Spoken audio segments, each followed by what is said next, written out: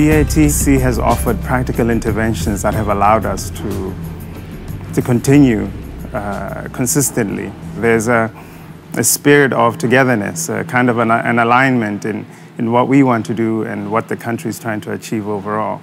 The cultural influences or the interests that we derive from working in Botswana is primarily because we're able to draw on the people. We have access to reasonably good infrastructure. We have reasonably good communication.